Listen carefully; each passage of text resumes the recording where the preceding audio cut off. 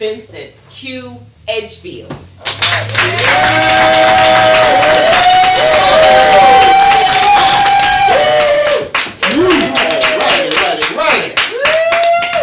Thank y'all for that warm welcome.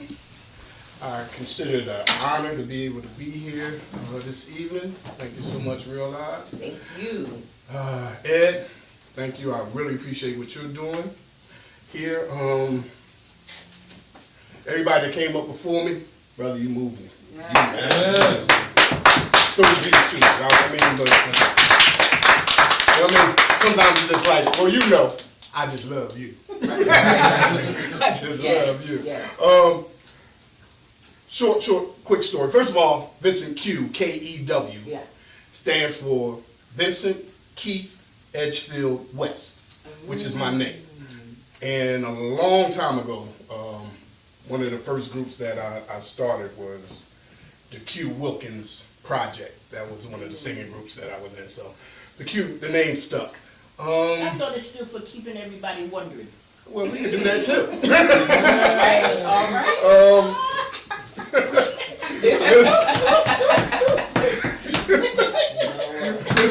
Miss Eva. She is rolling in that.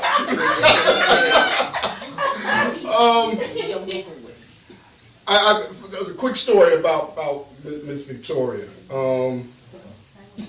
Way back in the day when I first started doing this poetry thing, and I had really just started to understand that my voice was my voice, and it didn't have to be anybody else's voice. It was my voice. Yes. The Philly scene got a lot of heavy hitters in it. You know what I mean? So when I was going around, I was like, man, I don't sound like him, and I don't deliver like her. And that, you know what I mean? But I had to get comfortable in my own skin. And one of the people that really helped me be comfortable in my own skin was Miss Victoria. Because she was the first person to ever pay me to stand up and do this. Yes. And that was years ago. And I still have that money in that bill, in the envelope. Wow. And I said I won't open it until I make my first million. I know that. Yes. All right. But like you said, I write, I do music, I film, I just filmed my first short film. I wrote the script for it. I'm editing and scoring it now, and we'll be doing like film festivals in the near future. Okay, so we're gonna get started getting to this. Here, let me take these. First piece I'm gonna do is a piece called Full Circle, 360 degrees.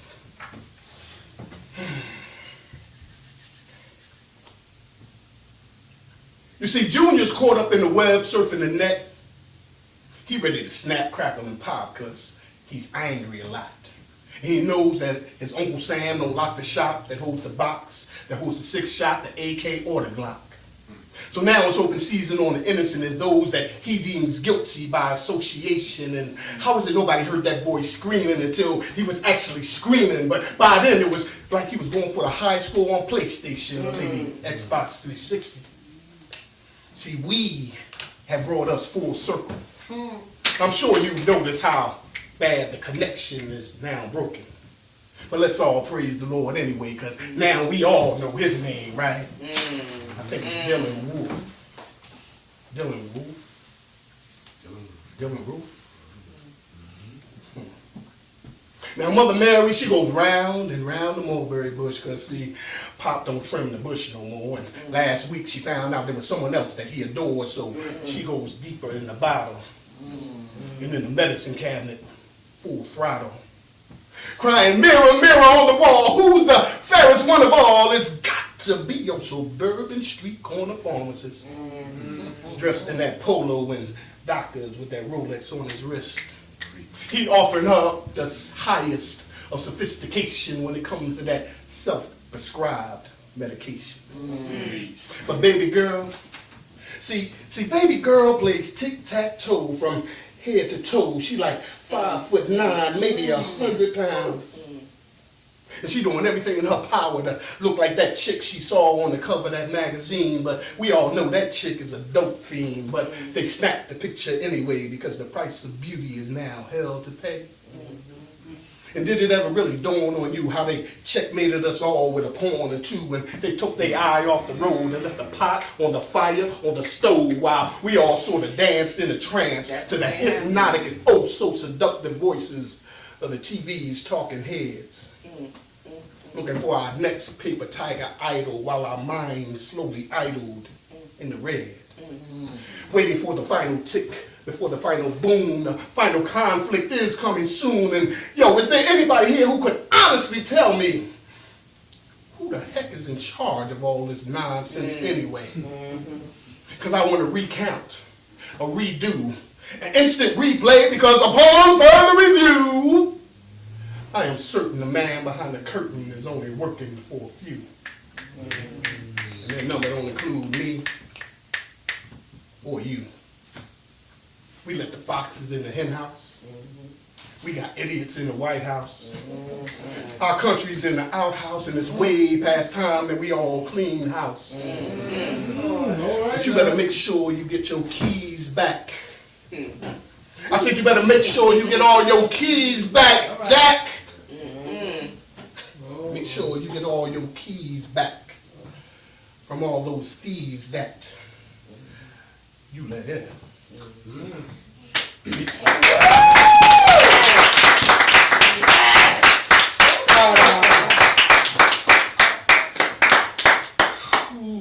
Thank you much, thank you much, thank you much. I appreciate that.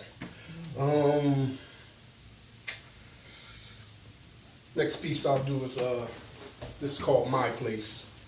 And the genesis for this piece was trying to find that comfortable spot in yourself, trying to find that comfortable spot in this world, trying to find a comfortable spot in this universe.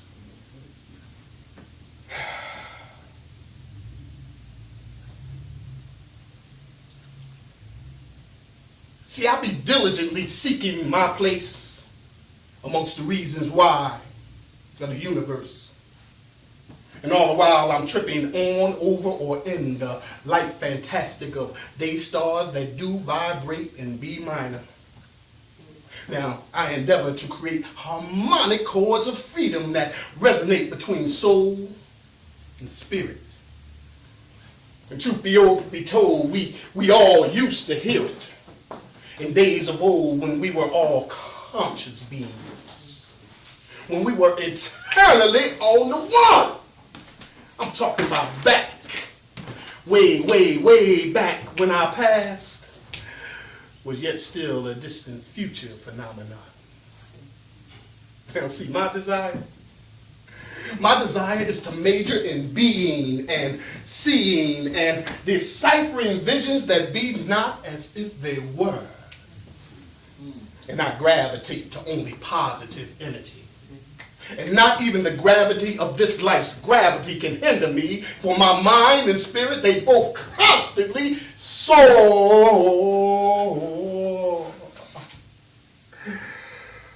And I avoid like the plague. See, because my faith exists in dynamic opposition to the vortex of negative G-forces designed to force-feed me death in all its many incarnations. I simply refuse. It's a pantomime life, like some do mind life, like shortchanging short time, like shortchanging God's mind, like my mind can't take flight. All of creation is my birthright. And this truth I see beyond sight. And if you're lacking, well, you should really come and get some. Come on, let's go. Because all my quirks and my idiosyncrasies, just like every universal inconsistency, is held together by a string theory. One tribe, one quest. We be all in. Others, big bang or latest trend. Remote control 51-inch. Mind dope for lost souls leading in to black holes. Stop, rewind, and repeat again. And watch it all unfold. Yeah. Because it's all original sin. See, we are all stardust laced gray matter. We are one in all that really matters. But deeds of greed and all our lies had us exchange our brilliance for blame and false alibis. And I don't really care what you say, think, or feel, because the truth of the matter is that we reached critical mass and went supernova a long time ago. Yeah. Yeah. But some of y'all didn't hear it, though. Some of y'all didn't hear it. Thank you.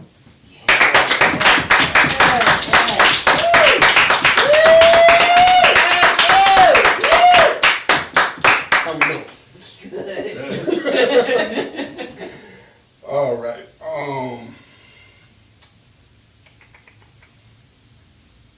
I'm gonna do a piece called Irrelevant. I haven't done it in a minute. It was one of the signature pieces we used to do when I rode with a poetry collective. We used to like tour out in the Midwest, out in like Detroit and Cleveland and Toledo. And we did a thing over in Jersey like once a month. But it was a collective, and you know what I mean? And we played the bongos and we did steps, and I mean, we was cool. We was cool like that, man. They used to call us out to Detroit, man. We used to go out there, and it was nice. Now this piece is called Irrelevant.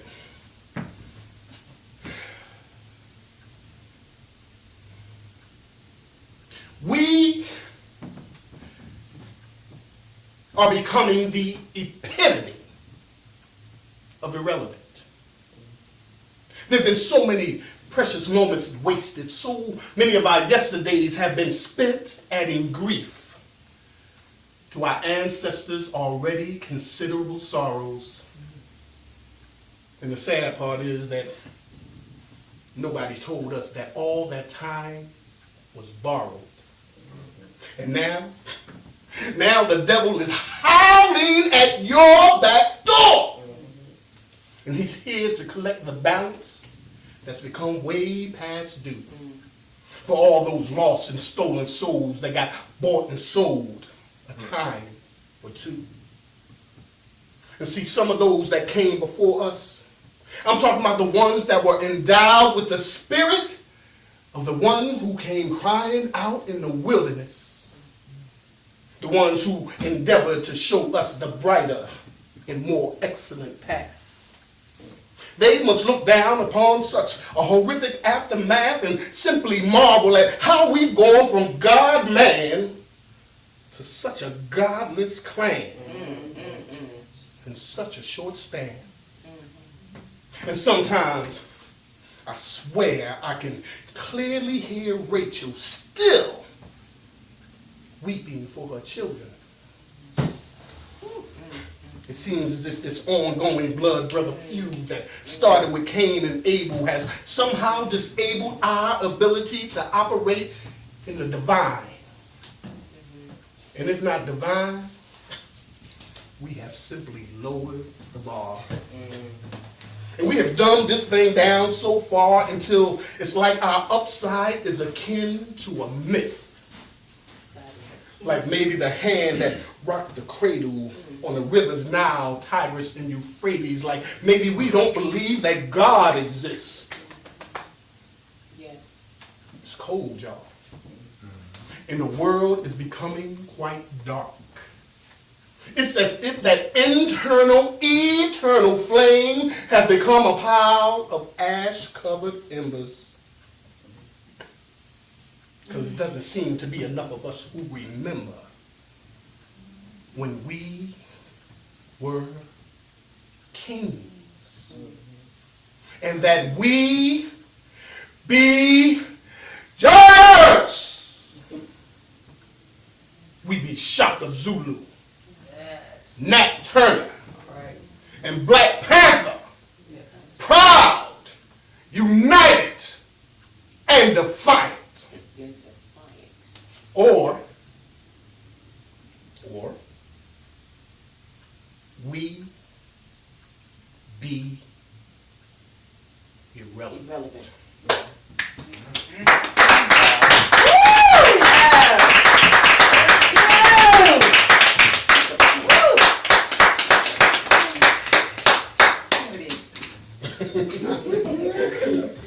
And you baby. Come on.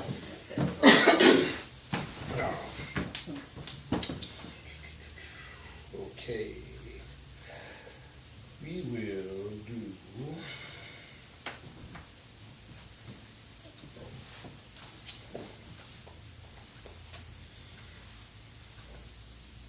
All right, we're gonna do Deidre.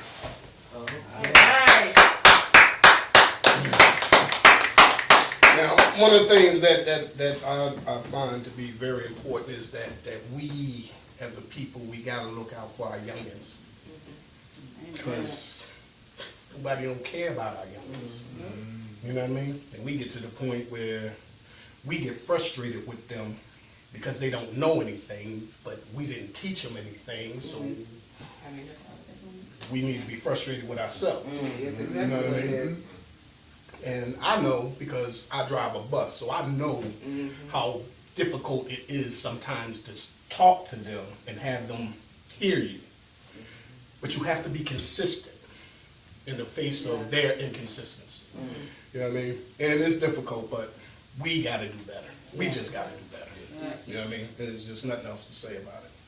And this piece is speaks to that situation.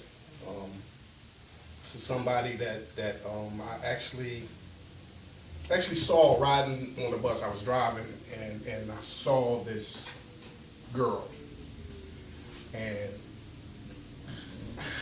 the universe dropped this piece in my spirit just from seeing her. And I know a lot of her, different hers, but that one, seeing that one child, the spirit gave, the universe gave me this piece. It's called Deidre. Yo, I've seen her walk in the street that we all call a strip.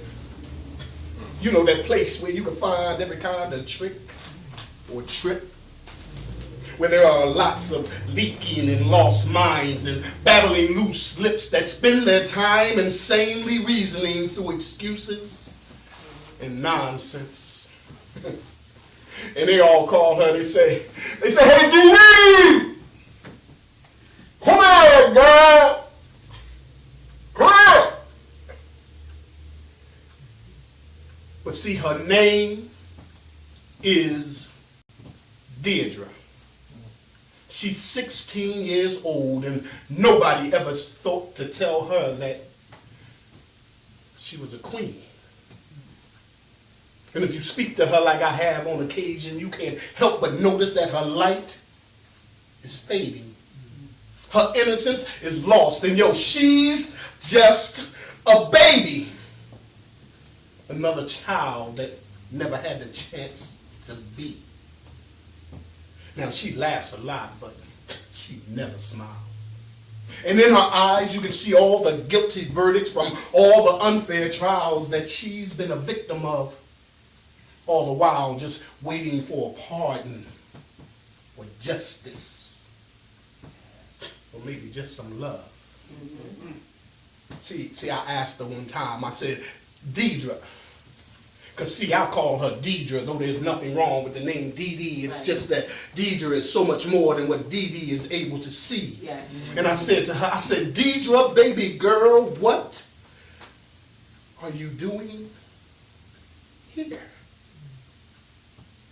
And she just laughed that laugh of hers and told me that here was much better than there. And she went on to tell me how life has put her through her paces. There was no support system, and yes, her uncle was the rapist. Her daddy was upstate, upside down, and her mother was chasing $5 clouds. Wow.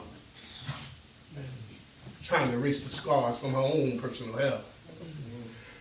She told me that the dam broke when her water broke and her baby came. Now that was the straw that broke the camel's back, and nothing in Deidre's life would ever be the same. She said she felt something go snap on the inside. Said she felt all numb and black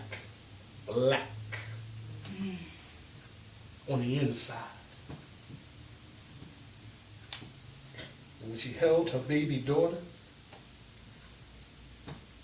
and looked down into her cousin's eyes, that was when Deidre started to run. She ran from nothing to nowhere. The hurting was unfair. The burden that she bears is all of ours, but who cares? I mean, who really cares that Deidre lives and works the streets?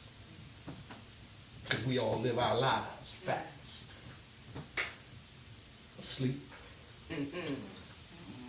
We slept on her purpose, her gifts, and her dreams. We slept on protecting the most precious of things. We slept on her life and co-signed her to death. We slept on the promise of a child until there was only emptiness left. And I really don't mean to be preaching to you, because truly that's not my place. Because every time I look in the mirror, I see the most guilty face. Thank you.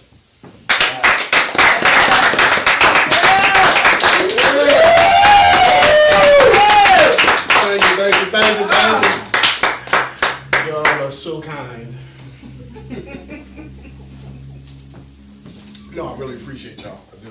Appreciate you. This is, yes, I count this as an honor. I don't take this lightly. I really don't take this lightly. This is an honor. All right. One piece. Gonna close out. Okay, cool. Let me ask you a question. And I need y'all to answer me truthfully. Okay. Ain't nobody here but us. All right. Real McCoy. We are.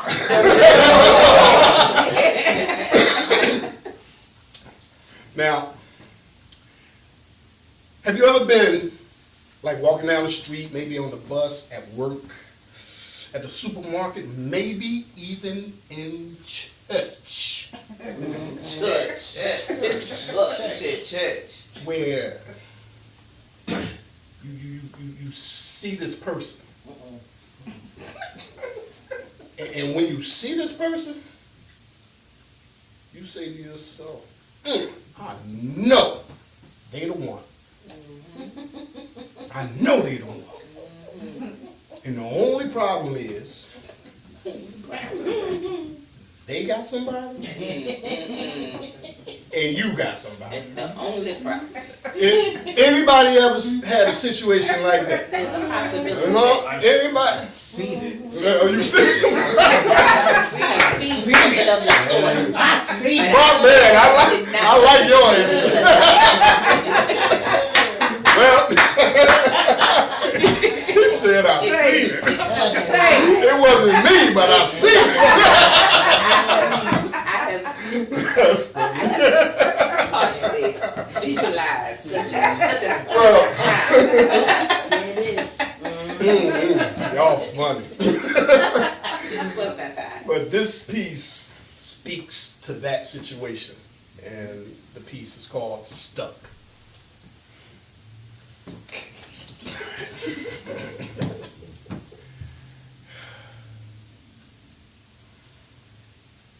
Girl,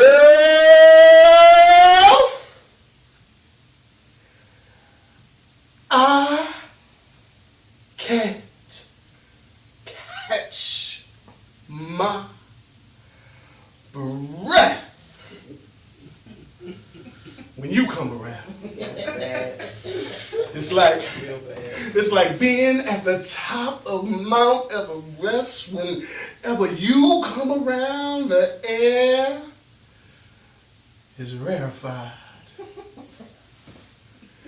It's like I suffer from oxygen deprivation. My body and mind suspend all lucid communication, and I am stuck.